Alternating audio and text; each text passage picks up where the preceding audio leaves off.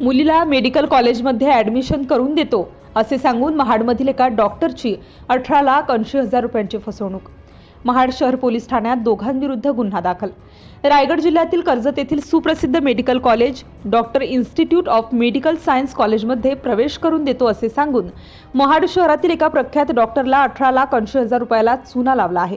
महाड शहरातील डॉक्टर आदेश कुमार पाथरे यांची मुलगी कुमारी स्वामिनी पाथरे हिला कर्जत तालुक्यातील मेडिकल सायन्स कॉलेजमध्ये प्रवेश घेऊन देतो असे सांगून नितीन पवार राहणार आवळस व नितीन जयवंत पवार व निकिता नितीन पवार राहणार आवळस तालुका कर्जत या दाम्पत्याने डॉक्टरांकडून लाखो रुपये उकळून त्यांची फसवणूक केली आहे.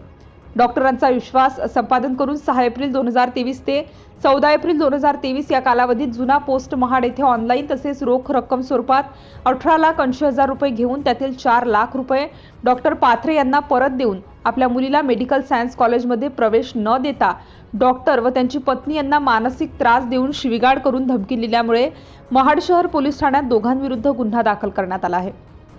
आरोपी नितीन जयवंत पवार व निकिता नितीन पवार या दोघांविरोधात 420, 406, 504, 506, 34 प्रमाणे गुन्हा दाखल करण्यात आला असून या संपूर्ण गुन्ह्याचा अधिक तपास पोलीस निरीक्षक रमेश तडवी यांच्या मार्गदर्शनाखाली सहाय्यक पोलीस निरीक्षक खाडे करीत आहेत.